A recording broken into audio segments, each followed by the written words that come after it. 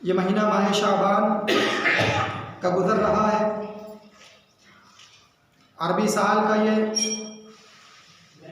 ترتیب کے لحاظ سے 8واں مہینہ شمار کیا جاتا ہے، جو کہ رمضان سے پہلے کا مہینہ ہے۔ اس مہینے کو ہم مسلمان کس نگاہ سے دیکھتے ہیں اور ہم مسلمانوں کے درمیان اس مہینے کے اندر کیا کیا اعمال ہیں، اور جناب محمد رسول اللہ صلی اللہ علیہ وسلم نے جناب محمد رسول اللہ صلی اللہ علیہ وسلم کے جانثار صحابہ ساتھیوں نے اس مہینے ماہ شعبان کو کس نگاہ سے دیکھا اور کیا کیا اعمال اس میں انجام دیے، انشاءاللہ میں اس خطبہ جمعہ کے اندر بیان کرنے کی کوشش کروں گا۔ یعنی آج ہماری نگاہ میں ماہ شعبان کس نگاہ سے دیکھا جاتا ہے، اور رب ذوالجلال نے اس ماہ شعبان کو گزارنے کا کس طریقے سے اپنے نبی، اپنے حبیب اور اپنے حبیب کے جانثار ساتھیوں کو کس طریقے سے گزارنے کا حکم دیا ہے، انشاءاللہ ہم وہ ساری باتیں سنیں گے۔ تو نبی علیہ الصلوۃ والسلام اس مہینے کو، ماہ شعبان کو، جو مہینہ ہمارے معاشرے میں شبرات کا مہینہ کہلاتا ہے، حالانکہ شبرات کا یہ جو لفظ ہے، یہ لفظ عربی لفظ نہیں ہے، رات یہ اردو لفظ ہے، اور شب بھی کوئی نہ اردو لفظ ہے نہ عربی لفظ ہے، بلکہ اردو لفظ شب ہے اور عربی لفظ لیل کا آتا ہے۔ یعنی جو شب اور رات ہے، شب رات، تو یہ نہ اردو سے اس کا کوئی تعلق ہے نہ عربی زبان سے اس کا کوئی تعلق ہے۔ یہ بات کی چیز ہے، اور پھر اس کو نام دے دیا گیا اس مہینے کی مناسبت سے کہ یہ شب رات کا مہینہ ہے۔ تو لہذا جس لفظ کا تعلق نہ عربی زبان سے ہو اور نہ صحیح طریقے سے اردو زبان سے ہو، تو وہ ہماری شریعت کا اور ہمارے اسلام کا نام کیسے ہو سکتا ہے؟ بہرحال اگر ہم اس مہینے کو کوئی نام دے سکتے ہیں تو وہی ہمیں نام دینا ہے جو رب ذوالجلال نے اس مہینے کا نام دیا ہے، وہ نام ہے شعبان۔ اب یہ شعبان نبی علیہ الصلوۃ والسلام اور نبی علیہ الصلوۃ والسلام کے صحابہ کس طریقے سے گزارتے تھے؟ نبی علیہ الصلوۃ والسلام کو رب ذوالجلال کی جانب سے گویا کہ یہ حکم تھا کہ رمضان آنے سے پہلے جو مہینہ آپ کی زندگی میں آتا ہے، ماہ شعبان کا، شعبان کے مہینے کا، وہ آپ کو اس طریقے سے گزارنا ہے۔ اما عائشہ رضی اللہ تعالیٰ عنہا بیان کرتی ہیں، کہتے ہیں کہ نبی علیہ الصلوۃ والسلام جب روزہ رکھنے لگ جاتے، اور مہینوں میں جب روزہ رکھنے لگ جاتے تو لگاتار اتنا روزہ رکھتے کہ ہم یہ کہتے کہ اب یہ روزہ توڑیں گے نہیں، یعنی مسلسل یہ روزہ رکھتے جائیں گے، پورا سال یہ روزہ رکھیں گے، ایسا ہم خیال کرنے لگ جاتے۔ اور جب روزہ رکھنا چھوڑ دیتے جناب محمد رسول اللہ صلی اللہ علیہ وسلم، تو اما عائشہ رضی اللہ عنہا کہتی ہیں تو ہم یہ کہنے لگ جاتے ہیں کہ لا یصوم، اب وہ روزہ نہیں رکھیں گے، اس طریقے سے چھوڑ دیتے روزہ۔ اللہ کے رسول علیہ الصلوۃ والسلام ان کے بارے میں ایک بات اور بیان فرماتی ہیں، اما عائشہ رضی اللہ تعالیٰ عنہا کہتی ہیں کہ نبی علیہ الصلوۃ والسلام نے رمضان کے مہینے کے علاوہ کسی بھی مہینے کا مکمل روزہ نہیں رکھا ہے۔ کسی بھی مہینے کا مکمل روزہ، ایک تاریخ سے آخری تاریخ تک مکمل روزہ اگر نبی علیہ الصلوۃ والسلام کی زندگی میں کسی مہینے کا رہا ہے تو وہ رمضان کے مہینے کا رہا ہے۔ اور وما رأيته أكثر صياما منه في شعبان، رمضان کے علاوہ کسی مہینے کا سب سے زیادہ اگر روزہ نبی علیہ الصلوۃ والسلام نے رکھا ہے تو شعبان کے مہینے کا رکھا ہے۔ یعنی جب شعبان کا مہینہ نبی علیہ الصلوۃ والسلام کی اپنی زندگی کے اندر داخل ہوتا تو کیا معاملہ ہوتا؟ یہی معاملہ ہوتا کہ نبی علیہ الصلوۃ والسلام کثرت کے ساتھ روزہ رکھتے شعبان کے مہینے کا، سب سے زیادہ محرم کے مقابلے میں، سفر کے مقابلے میں، ربیع الاول کے مقابلے میں، ربیع الثانی کے مقابلے میں، جمادی الاولیٰ، جمادی الثانی، رجب کے مقابلے میں، یعنی اسلامی جو 12 مہینے ہیں، رمضان کو چھوڑ کر سب سے زیادہ روزہ نبی علیہ الصلوۃ والسلام شعبان کے مہینے میں رکھا کرتے تھے۔ یہ نبی علیہ الصلوۃ والسلام کا معمول تھا اس مہینے کے آتے ہی۔ حدیث کی شرح کرنے والوں نے یہ بات بیان فرمائی ہے کہ شعبان میں ہی نبی علیہ الصلوۃ والسلام سب سے زیادہ روزہ کیوں رکھا کرتے تھے، حالانکہ مہینے تو اور بھی ہیں۔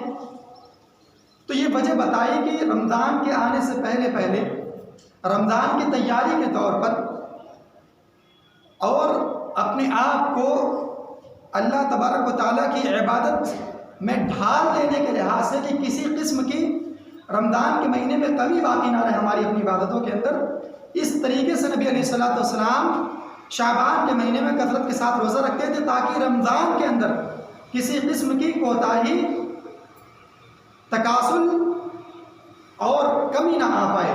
جو رمضان مبارک کے مہینے کے اندر جو رب ذوالجلال نے عبادت کا حکم دیا ہے اور جو برکتیں رکھی ہیں، اس کی عادت ہمیں شعبان کے مہینے سے ہی پڑ جائے تاکہ وہ برکتیں جو رب ذوالجلال رمضان کے مہینے میں نازل کرتا ہے وہ ہم اس سے محروم نہ ہو پائیں۔ یہ وجہ ہے شعبان کے مہینے کے اندر روزہ کثرت کے ساتھ رکھنے کی۔ یہ رہی نبی علیہ الصلوۃ والسلام کے اپنے معمول کی زندگی، جو شعبان کا مہینہ آتے ہی نبی علیہ الصلوۃ والسلام کی زندگی میں ہوتا تھا۔ اگر ہم بھی کچھ کرنا چاہتے ہیں تو یہ اجازت ہے کہ ہم نبی علیہ الصلوۃ والسلام کی پیروی کرتے ہوئے، نبی علیہ الصلوۃ والسلام کو دیکھتے ہوئے یہ کر سکتے ہیں کہ ہم کثرت کے ساتھ اس مہینے کا روزہ رکھیں۔ ٹھیک ہے، اگر کوئی نہیں کر پاتا ہے تو پھر وہ کیا کرے اور کیا نہ کرے۔ اگر مہینے کا کثرت کے ساتھ روزہ نہیں رکھ پاتا ہے تو کیا کرنا ہے اسے اور کیا نہیں کرنا ہے۔ شعبان کے مہینے میں جو شبرات کا مہینہ کہلاتا ہے، نبی علیہ الصلوۃ والسلام نے ایک حدیث بیان فرمائی، کہا کہ اذا انتصف شعبان فلا تصوموا، اگر تم میری پیروی کرتے ہوئے شعبان میں کثرت کے ساتھ روزہ نہیں رکھ پاتے ہو تو سنو، جب آدھا مہینہ ہو جائے شبرات کا یعنی شعبان کا تو پھر روزہ مت رکھو، روزہ رکھنا تمہارے لیے منع ہے۔ اگر آدھا مہینہ ہو جا رہا ہے شعبان کا تو اب روزہ رکھنا تمہارے لیے حرام ہے، منع ہے۔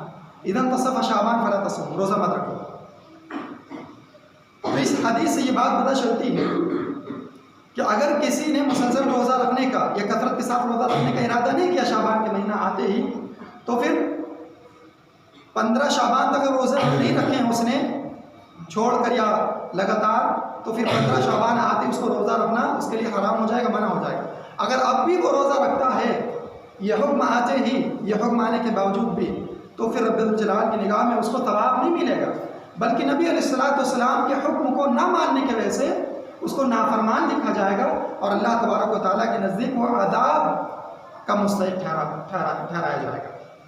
اور اللہ کے رسول علیہ السلام نے ایک بات یہ بھی بیان فرمائی کہ لا يتقدمن احدكم رمضان بصوم يوم او يومين الا رجل كان يصوم صوما فليصومه، کہ رمضان کا مہینہ جو شعبان کا مہینہ مکمل ہو جاتا ہے رمضان سے پہلے پہلے، تو جب رمضان کا چاند دکھنے سے پہلے پہلے نہ ایک دن کا روزہ رکھو اور نہ 2 دن کا روزہ رکھو۔ بہت سے لوگ احتیاط کے طور پر آخری دن کا روزہ رکھتے ہیں، یعنی جس دن چاند نظر نہیں آتا، شک کا دن ہو جاتا ہے کہ آیا کہ آنے والا دن رمضان کا دن ہے کہ نہیں ہے، تو لوگ احتیاطاً روزہ رکھ لیتے ہیں کہ چلو ہم روزہ رکھ لیتے ہیں، اگر کل پتہ چلا کہ رمضان ہی کا دن ہے تو ہمارا پہلا روزہ ہوگا، اور اگر نہیں کلیئر ہوا کہ رمضان کا پہلا دن نہیں ہے تو پھر ہمارا نفلی روزہ ہوگا۔ تو اس طریقے سے اس نیت کے ساتھ احتیاط کے طور پر روزہ رکھنے سے رب الجلال نے منع فرمایا اور یہ کہا ہے کہ تمہیں نہ ایک دن پہلے کا روزہ رکھنا ہے اور نہ 2 دن پہلے کا روزہ رکھنا ہے۔ اور جو اس دن کا روزہ رکھتا ہے شعبان کے آخری دن کا، جو دن کلیئر نہیں ہے کہ وہ شعبان کا آخری دن ہے یا رمضان کا پہلا دن ہے، تو اللہ کے رسول علیہ الصلوۃ والسلام نے یہ بات بیان فرمائی ہے کہ من صام یوم الشک فقد اصاب القاسم، کہ جس نے شعبان کے آخری دن کا روزہ رکھا اس نے ابو القاسم یعنی جناب محمد رسول اللہ صلی اللہ علیہ وسلم کی نافرمانی کی ہے۔ اور نافرمانی کی سزا جانتے ہیں کیا ہے؟ نبی علیہ الصلوۃ والسلام نے بیان فرمایا کل امتی يدخلون الجنہ الا من ابا، قیل من ابا یا رسول اللہ، قال من اطاعنی دخل الجنہ ومن عصانی فقد ابا۔ لوگ کہتے ہیں اچھا روزہ رکھ کر بھی عذاب ملے گا کیا؟ دعا مانگ کر بھی عذاب ملے گا کیا؟ تو یہ حدیث یہ بتا رہی ہے کہ جو آخری دن کا روزہ رکھے گا وہ شعبان کے مہینے کا آخری دن کا روزہ رکھے گا، گویا کہ اس نے حقیقت میں جناب محمد رسول اللہ صلی اللہ علیہ وسلم کی نافرمانی کی ہے۔ اور جو نبی علیہ الصلوۃ والسلام کی نافرمانی جان بوجھ کر کرتا ہے، اللہ کے رسول علیہ السلام نے کہا میری امت کا ہر آدمی جنت میں جائے گا سوائے اس آدمی کے جو انکار کرے۔ صحابہ نے پوچھا اے اللہ کے رسول آپ کی اطاعت کو کون انکار کرے گا؟ مسلمان ہو اور آپ کا امتی ہو اور آپ کا انکار کرے، یہ کیسے؟ اللہ کے رسول علیہ السلام نے کہا کہ جس نے میری اطاعت کی، جس نے میری بات مانی، دخل الجنہ، وہ جنت میں داخل ہو گیا، ومن عصانی فقد ابى، اور جس نے انکار کیا وہ جہنم میں داخل ہوا اور وہی نافرمان ہے۔ تو ہم چھوٹی موٹی چیزوں کو اپنی نگاہوں کے سامنے رکھ کر یہ بات کہتے ہیں، اور معاشرہ ہمارا کہتا ہے کیا؟ روزہ رکھنے سے بھی گناہ ملے گا، دعا مانگنے سے بھی گناہ ملے گا۔ اگر نبی علیہ السلام کے طریقے کے خلاف ہے تو وہ بجائے ثواب پہ انسانوں کے حق میں وہ عذاب ہوگا، نبی علیہ السلام کی نافرمانی۔ بہرحال شعبان کا مہینہ نبی علیہ السلام کی روشنی، نبی علیہ السلام کی زندگی کی روشنی بھی یہ ہے کہ کثرت کے ساتھ اگر رمضان کے علاوہ کسی اور مہینے میں روزہ انسان رکھنا چاہتا ہے نفلی، تو شعبان کے مہینے میں رکھے، اور خصوصیت کے ساتھ کسی بھی دن کا روزہ رکھنا مسلمانوں کے لیے منع ہے جب تک کہ نبی علیہ السلام کی زندگی میں رہنمائی نہیں مل جاتی۔ تو اس حدیث میں ایک بات یہ بیان فرمائی گئی کہ جب شعبان کا مہینہ آدھا ہو جائے تو روزہ مت رکھو۔ اگر چاند ہمارا مہینہ یہ شعبان کا اگر 29 دن کا ہو جاتا ہے تو جانتے ہیں آدھا شعبان کب ہمارا ہوگا مکمل؟ 14.5 دن میں مکمل ہو جائے گا آدھا شعبان۔ تو جو انسان شبرات کی، جیسا کہ میں نے آپ لوگوں کو بتایا کہ شبرات کا لفظ بھی نہ عربی ہے نہ اردو ہے، تو جو لفظ نہ عربی ہو نہ اردو ہو وہ ہمارے اسلام کا حصہ کیسے ہو سکتا ہے اور وہ ہمارے اسلام کا نام کیسے ہو سکتا ہے؟ تو آدھا شعبان سے روزہ رکھنے سے منع کیا نبی علیہ السلام نے۔ جب چاند اگر 29 کو ہی دکھ گیا تو مطلب یہ مہینہ ہمارا 29 کا ہوا، اور آدھا مہینہ 14.5 دن میں مکمل ہو جاتا ہے۔ تو گویا کہ جو یہ روزہ رکھتے ہیں 15ویں شعبان کا شبرات کے ارادے سے، شبرات کی نیت سے، تو گویا کہ وہ اللہ کے رسول علیہ السلام کی نافرمانی اس طریقے سے کر رہے ہیں کہ نبی علیہ السلام نے کہا کہ اگر تم شعبان کے مہینے کی شروعات سے اگر روزہ نہیں رکھتے ہو نفلی تو آدھا شعبان ہو جانے پر تمہیں روزہ نہیں رکھنا ہے، منع ہے تمہارے لیے۔ اب اگر کوئی جان بوجھ کر رکھتا ہے کہ نہیں شبرات کا روزہ رکھنا ہے تو وہ گویا کہ اپنے سے ہی روزہ رکھ رہا ہے، اور اپنے سے روزہ رکھنے کی وجہ سے وہ نبی علیہ السلام کے اس حکم کی مخالفت کے ضمن میں آ جائے گا، اور جو نبی علیہ السلام کی نافرمانی کرتا ہے، میں نے حدیث بتائی کہ اس کا معاملہ کیا ہے، وہ جنت میں جانے سے انکار کر رہا ہے کہ میں جنت میں نہیں جانا چاہتا۔ اچھا، یہ بات نبی علیہ السلام کی زندگی کے حوالے سے ہوئی۔ بس اتنا ہی اعمال ہیں شعبان کے مہینے میں، یہی عمل ہیں جو نبی علیہ السلام سے ثابت ہیں، ہمیں اور آپ کو کرنا ہے، اسی کی شریعت اجازت دیتا ہے، اور اسی کو رب الجلال پسند بھی کرتا ہے کہ میرے بندے ایسا ایسا کریں جیسا میرا محبوب، میرا عزیز پیغمبر، میرا عظیم پیغمبر، میرا رسول نے اعمال انجام دیا، ویسے میری اس رسول کی امت بھی ایسی اعمال انجام دے، اسی پر اچھا، اب بہت سارے لوگ ہمارے معاشرے میں آ کر یہ کہتے ہیں، وہ علماء بھی ہو سکتے ہیں، وہ جاہل بھی ہو سکتے ہیں، کوئی بھی ہو سکتا ہے، تو کہتے ہیں کہ شبرات کو کہ رات میں اس لیے جاگا جاتا ہے، شبرات اس لیے منائی جاتی ہے کہ اس رات میں اللہ تبارک و تعالیٰ نے قرآن کو نازل کیا ہے۔ ایک وجہ یہ بتائی جاتی ہے کہ قرآن کو اللہ تبارک و تعالیٰ نے شعبان کے مہینے میں، رمضان سے پہلے والے مہینے میں شبرات کی رات میں اتارا ہے، اور دلیل سورہ دخان کی پہلی آیت اور دوسری اور تیسری آیت پیش کی جاتی ہے۔ کیا ہے آیت؟ اللہ تبارک و تعالیٰ کہتا ہے کہ اِنَّا أَنزَلْنَاهُ فِي لَيْلَةٍ مُبَارَكَةٍ إِنَّا كُنَّا مُنذِرِينَ فِيهَا يُفْرَقُ كُلُّ أَمْرٍ حَكِيمٍ، کہ اس قرآن کو ہم نے برکت والی رات میں اتارا ہے۔ اللہ تبارک و تعالیٰ کہہ رہا ہے کہ ہم نے اس قرآن کو برکت والی رات میں اتارا ہے، اور ہم لوگوں کو ڈرانے والے ہیں جہنم کی آگ سے، اپنے عذاب سے، اپنے غضب سے، رسول کی نافرمانی سے ہم ڈرانے والے۔ اِنَّا كُنَّا مُنذِرِينَ، اس قرآن کو ہم نے ڈرانے کا ذریعہ بنا دیا ہے۔ یہ کتاب جب تک کہ اس روئے زمین پر رہے گی، گویا کہ انسانوں کے درمیان ایک جیتا جاگتا وہ معجزہ ہوگا جو انسان کو گمراہی کے راستے سے، انسان کو جہنم کا ایندھن بننے سے روکے گی۔ یہ کتاب، جس گھر میں یہ کتاب کھلی ہوئی ہوگی، اس گھر کے لوگ جہنم سے ڈرنے والے ہوں گے، اللہ کے عذاب سے ڈرنے والے ہوں گے، اور جس گھر کے اندر، جس گھر کے لوگوں کی، جس گھر کے خاندانوں کی زبان قرآن کے لحاظ سے اور قرآن کی کتابیں، قرآن کی دفتیاں سہیت وہ بند ہوں گی جن کے گھروں میں، تو گویا کہ وہاں نہ جہنم سے ڈرنے کا کوئی معاملہ ہوگا، نہ اللہ تبارک و تعالیٰ کے عذاب سے ڈرنے کا معاملہ ہوگا۔ اللہ تبارک و تعالیٰ نے اِنَّا كُنَّا مُنذِرِينَ، ہم نے اس قرآن کو ڈرانے کا سب سے بڑا ذریعہ رکھا ہے روئے زمین پر، ٹھیک ہے۔ فِيهَا يُفْرَقُ كُلُّ أَمْرٍ حَكِيمٍ، جس رات جو رات برکت والی ہے اس رات میں ہم نے یہ فیصلہ کیا ہے کہ فِيهَا يُفْرَقُ كُلُّ أَمْرٍ حَكِيمٍ، اس روئے زمین کی، اس کائنات کے بڑے بڑے مضبوط فیصلے کیے جائیں گے آسمان سے۔ کون سی رات میں؟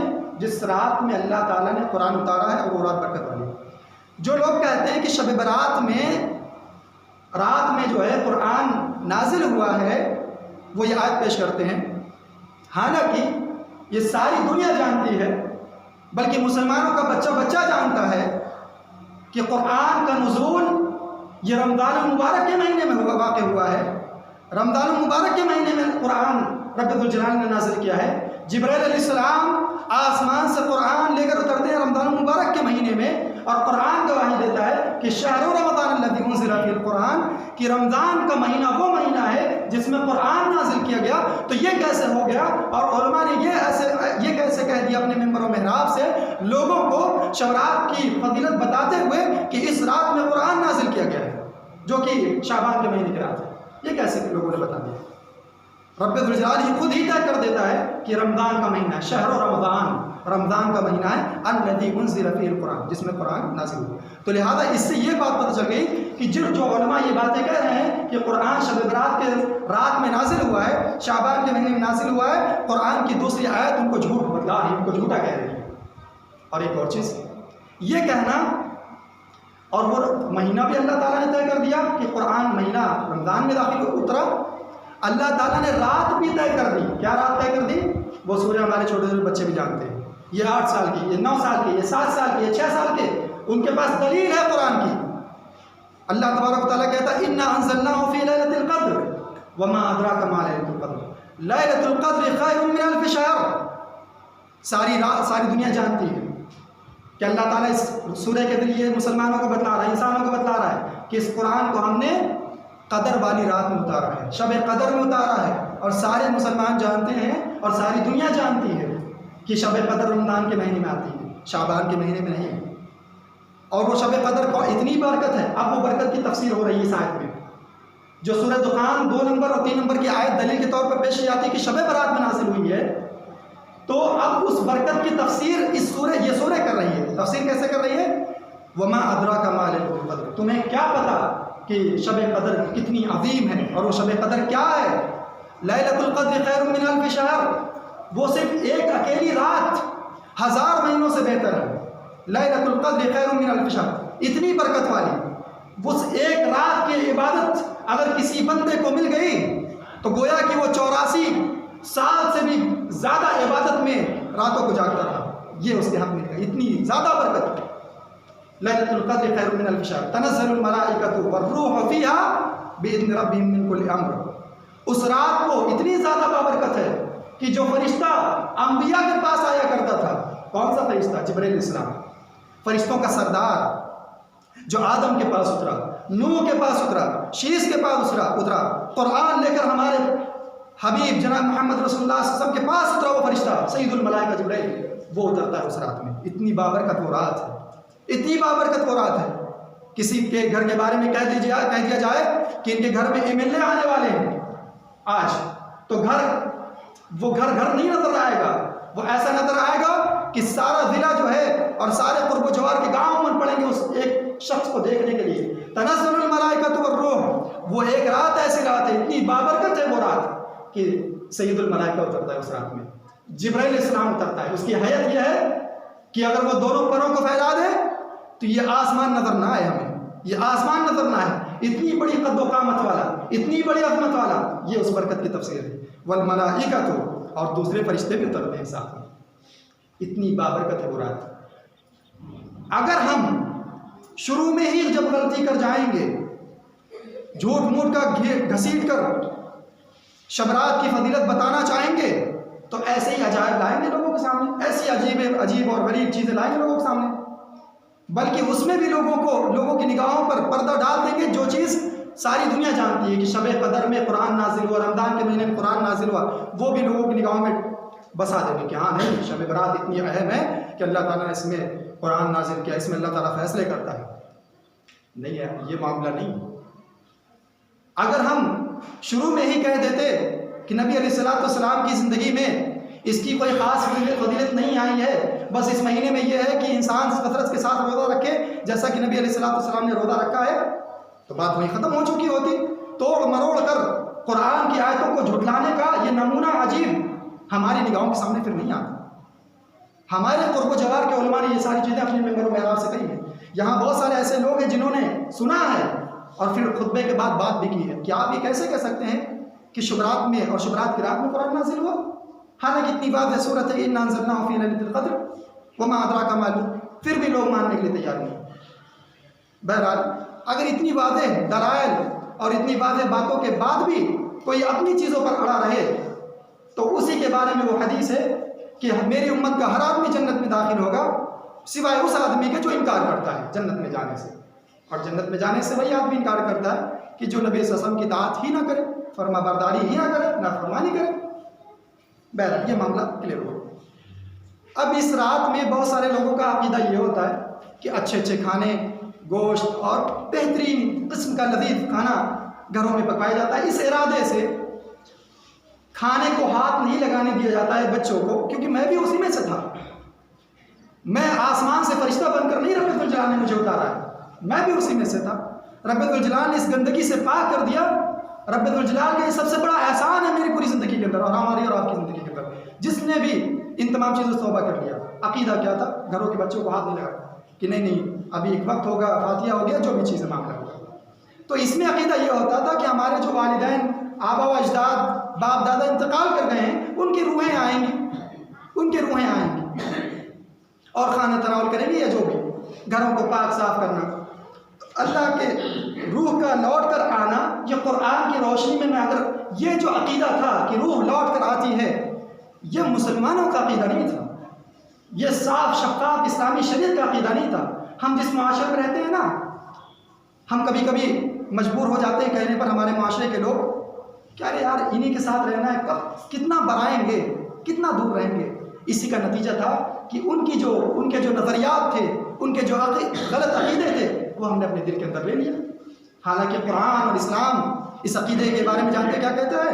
رب کہتا ہے وَلَا تَحْسَبَنَّ الَّذِينَ قُتِلُوا فِي سَبِيلِ اللَّهِ أَمْوَاتًا بَلْ أَحْيَاءٌ عِندَ رَبِّهِمْ يُرْزَقُونَ، کہ جو لوگ اللہ کے راستے میں انتقال کیے، شہید کیے گئے، ان کو مردہ نہ کہو۔ بہت سے لوگ اس سے بھی نہ جانے کیا کیا چیزیں لے لیں گے، بہرحال یہ وقت نہیں ہے تفصیل کا، میں لیکن پھر بھی بتا دوں گا۔ بل احیاء عند ربهم یرزقون، بلکہ وہ زندہ ہیں اپنے رب کے پاس۔ کہاں ہے زندہ؟ اب لوگ تو سمجھتے ہیں کہ میں قبر پہ جا رہا ہوں وہاں زندہ ہے، ان سے مانگ رہا ہوں۔ رب قرآن میں کیا کہہ رہا ہے شہیدوں کے بارے میں کہ بل احیاء عند ربهم یرزقون، سورہ آل عمران کی 169 نمبر کی آیت ہے۔ آیتوں کو ذرا سمجھنے کی کوشش ہونی چاہیے، یہ نہیں کہ انسان اپنی ضد پہ اور ہے کہ جس پر میں ہوں اسی پر مروں گا، اسی پر جیوں گا۔ رب کیا کہتا ہے؟ واضح کہ جو لوگ اللہ کے راہ میں شہید کیے گئے ہیں ان کو مردہ نہ کہو، وہ زندہ ہیں اپنے رب کے پاس۔ کہاں زندہ ہیں؟ اپنے رب کے پاس ہیں۔ یرزقون، اللہ ان کو رزق دے رہا ہے۔ تو اب جو جا کر قبروں پر کھڑے ہو کر ان کو شہید جان کر، ان کو نیک جان کر، ان کو اللہ کا ولی جان کر ان کے سامنے کھڑے ہونا، گویا کہ وہ اس شہید کے سامنے نہیں کھڑے ہو رہے ہیں، وہ تو ایک مٹی کے ڈھیر کے سامنے کھڑے ہو رہے ہیں، کیونکہ یہ آیت خود ہی کہہ رہی ہے کہ احیاء عند ربهم یرزقون، اپنے رب کے پاس ہیں، رزق دیے جا رہے ہیں، وہ تو وہاں ہے ہی نہیں۔ یہ آیت یہ کہہ رہی، تو وہ عقیدہ بھی غلط رہا جو آج کل ہے مسلمان۔ اور اس سے ایک بات یہ بھی پتہ چلتی ہے کہ جب انسان مر جاتا ہے تو اس کی روح زمین پر نہیں رہتی ہے، ہمارے اور آپ کے آس پاس نہیں رہتی ہے۔ رب کا یہ جو فیصلہ ہے یہ ٹل نہیں سکتا۔ جیسے ہم کسی کی موت کے بارے میں کہتے ہیں کہ رب کا فیصلہ تھا، ہو گیا، باپ جدا ہو گیا، ماں جدا ہو گئی، دادی جدا ہو گئی، رب کا فیصلہ ٹلتا نہیں۔ رب کا یہ فیصلہ ہے کہ جو انسان کی روح نکل گئی وہ چلی گئی، اب واپس اس روح زمین پر لوٹ کر آنے والی نہیں ہے۔ معاملہ کلیئر ہوا؟ ٹھیک ہے۔ اللہ تبارک و تعالیٰ کے رسول پیغمبر جناب محمد رسول اللہ علیہ وسلم کہتے ہیں کہ انما نسمۃ المؤمن طائر یعلق فی شجر الجنہ، یعلق فی شجر الجنہ۔ مومن کی روح ہماری نگاہ میں، ہم تو یہ فیصلہ کرتے ہیں اور یہ گواہی بھی تو دیتے ہیں کہ مومن ہی تو اچھا ہے، انسانوں میں کون اچھا ہے؟ مومن اچھا ہے۔ اور مومن اتنا اچھا ہے کہ مومن کی روح کہاں رہتی ہے مرنے کے بعد؟ طائر یعلق فی شجر الجنہ، وہ پرندہ بنا دیا جاتا ہے رب الجلال کے فیصلے سے۔ وہ ایک پرندے کی شکل اختیار کر لیتا ہے، اور کہاں رہتا ہے؟ یعلق فی شجر الجنہ، جس جنت سے آدم علیہ السلام کو نکالا گیا اسی جنت کے درختوں پر لٹکا ہوا رہتا ہے وہ پرندہ، یعلق فی شجر الجنہ۔ یہ نبی علیہ السلام کا قول ہے۔ تو اچھا ہے تو یہ سب اس کے بارے میں ہے کہ وہ رہتا ہی نہیں روئے زمین پر، تو آئے گا کہاں سے؟ اور اگر کوئی کہتا ہے کہ نہیں آتے ہیں تو اس کے لیے دلیل چاہیے، اور دلیل ہے نہیں، بس اس سے کہانیاں ہیں لوگوں کے پاس۔ اچھا برا ہے تو کیا معاملہ ہے؟ برا ہے تو کیا معاملہ ہے؟ اللہ تبارک و تعالیٰ قرآن میں بیان فرماتا ہے کہ وَمِن وَرَائِهِم بَرْزَخٌ إِلَىٰ يَوْمِ يُبْعَثُونَ۔ برا ہے تو جب وہ مر جائے گا تو لوگوں کے بیچ میں اور قیامت کے بیچ میں ایک لوگوں کے درمیان ایک آڑ قائم کر دی جائے گی۔ اب وہ اس کو پار نہیں کر سکتے ہیں، اب اس کو پار نہیں کر سکتے ہیں، چاروں طرف سے آگ لگا دی گئی۔ اب آپ چاہے جتنا چاہو اس آگ سے باہر نہیں جا سکتے، اس آگ سے باہر نہیں جا سکتے۔ کھیتوں کی باؤنڈری کی جاتی ہے، انسان باہر نہیں جا پاتا۔ ہر چیز کی باؤنڈری کی جاتی ہے، ملکوں کی باؤنڈری کی جاتی ہے۔ انسانوں کی بنائی ہوئی حد پار نہیں کر پاتا انسان، تو رب کی بنائی ہوئی حد کو کیسے پار کر پائے گی روحیں؟ اِلَىٰ يَوْمِ يُبْعَثُونَ۔ اور جب قیامت قائم ہوگی تب جا کر وہ ان کے جسم میں لوٹائے جائیں گے اور وہ میدان محشر کی طرف آگ رہیں گے۔ ٹھیک ہے، اب روحیں بھی لوٹ کر نہیں آتی۔ جو عقیدہ ہے کہ ماں باپ لوٹ کر آتے ہیں، ہمارے گھر آتے ہیں، یہ سب معاملہ غیر مسلموں کا ہے، مسلمانوں کا نہیں۔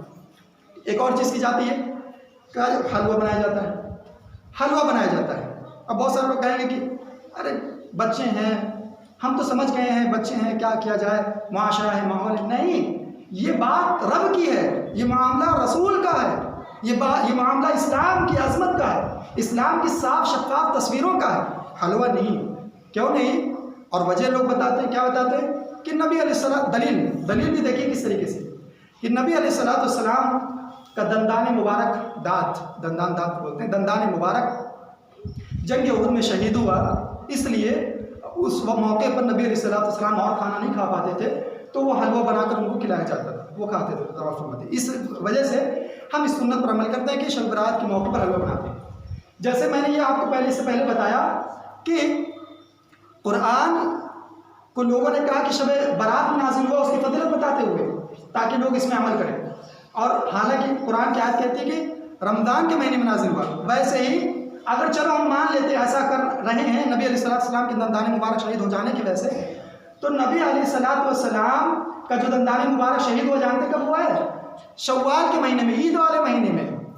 یہ عید سے 2 مہینے پہلے والے مہینے میں نہیں، شوال کے مہینے میں، اور جنگ احد میں شہید ہوا ہے سن 3 ہجری میں۔ تو لوگوں کو اگر ایسا کرنا ہے نبی علیہ السلام کی سنت بتاتے ہوئے تو شوال کے مہینے میں کریں، عید والے مہینے میں کریں، لیکن نہیں، کیوں نہیں کریں گے؟ کیونکہ شب برات کو اسلام کا ایک بہت بڑا پہاڑ بنا کر لوگوں کے سامنے جو پیش کرنا ہے۔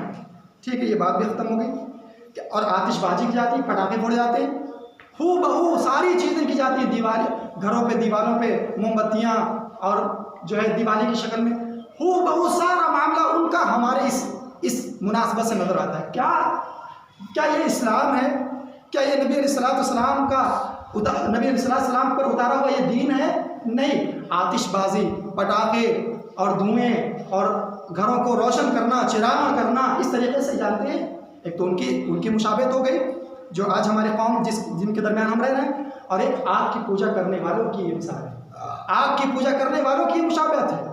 گویا کہ ہم یہ جو عمل کر رہے ہیں، گھروں پر دیے جلا رہے ہیں، گھروں پر موم بتیاں جلا رہے ہیں، یہ گویا کہ آگ کی پوجا کرنے والوں جو آگ کو معبود مانتے ہیں، آگ کو اللہ سمجھتے ہیں، ان کی جیسی حرکت ہم کر رہے ہیں۔ اور اللہ کے رسول صاحب نے یہ کہا کہ من تشبہ بقوم فہو منہم، کہ جو کسی بھی قوم کی مشابہت اختیار کرے گا، ان کے جیسا کرے گا، اللہ تبارک و تعالیٰ ان کا معاملہ انہی کے ساتھ کر دے گا قیامت کے دن۔ جاؤ انہی کے ساتھ تمہارا معاملہ ہے۔ پھر ایک چیز اور، قبروں کی زیارت اس رات کی جاتی ہے۔ کیوں؟ نہ جانے کیا کیا چیزیں بتائی جاتی ہیں، جیسے اور ساری چیزیں آپ کے سامنے آئی کہ یہ سب بے فضول ہیں دلائل کی روشنی میں، ویسے قبروں کی زیارت خصوصی طور پر اس دن ہر کوئی مسلمان نظر آ جانے لگ جاتا ہے۔ اور جس رات کے بارے میں اللہ نے کہا کہ یہ سب سے افضل رات ہے، سب سے بہتر رات ہے، اس رات کو سب سوتے رہتے ہیں اپنے گھروں کے اندر، اور اس رات میں لکھا اور شرابی اور جواری سب کے سروں پہ ٹوپیاں آتی ہے، مغرب میں پوری مسجد بھری رہے گی، اسی دن کے لیے اسلام تھا. اگر وہ عین اسلام ہوتا شیطان کبھی نہ کرنے دیتا. اگر عین اسلام وہی ہوتا تو شیطان کبھی نہ کرنے دیتا. جیسا کہ شیطان شب قدر میں جاگنے نہیں دیتا ہے, رمضان کے روزے رکھنے نہیں دیتا ہے, ویسے یہ بھی نہ کرنے دیتا اگر یہ اسلام ہوتا. جان جائیے.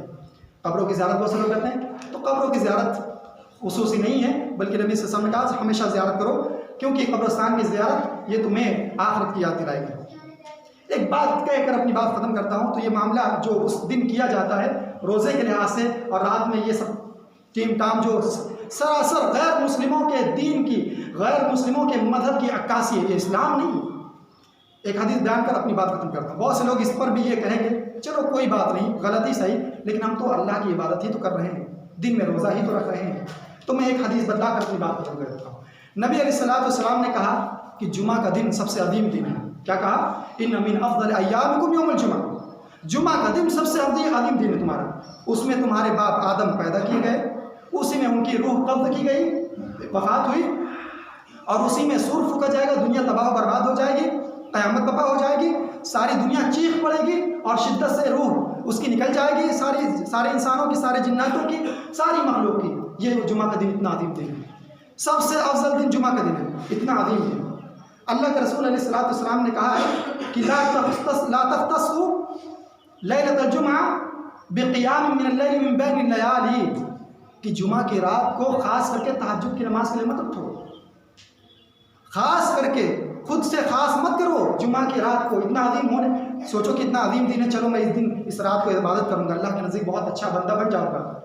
اللہ کے رسول منع فرما دیا, نہیں کرنا. خصوصیت کے ساتھ جو بات میں نے نہیں بتائی ہے وہ عمل تمہیں نہیں کرنا ہے. ولا تخصوا یوم الجمعہ بصیام من بین الایام, اور جمعہ کے دن کو روزہ رکھ کر مت گزارو, خاص کر کے روزہ کے دن کا, جمعہ کے دن کا روزہ رکھ کر مت گزارو دوسرے دنوں کو چھوڑ کر. یہ منع ہے. کوئی بندہ کہے بہت عظیم دن ہے, اب کوئی اگر یہ کہتا ہے کہ میں رات کو جمعہ کے اتنا عظیم دن ہے, میں روزہ بھی دن بھر رہتا ہوں اور رات میں قیام اللیل بھی کرتا ہوں, تو میں کہوں گا تم نے رسول علیہ السلام کی نافرمانی کی اس حدیث کی روشنی میں. اور جب تم روزہ رکھ رہے ہو حالانکہ نبی نے منع کیا, رات میں تہجد پڑھ رہے ہو خاص کر کے حالانکہ نبی نے منع کیا, پھر بھی تم یہ کر رہے ہو, تو تمہاری یہ عبادتیں رب ذوالجلال کے قریب نہیں کریں گی, بلکہ رب ذوالجلال کا عذاب کا مستحق بنا دیں گی تمہیں. تمہارے روزہ رکھنے پر بھی, تمہاری رات میں اٹھ کر آنسو بہانے پر بھی یہی حال شب برات کے دن کرنے والے لوگوں کا ہوگا. جان لیجیے یقین کے ساتھ جو آج میں نے دلائل بتائے آپ لوگوں کے سامنے. تو اللہ تبارک و تعالیٰ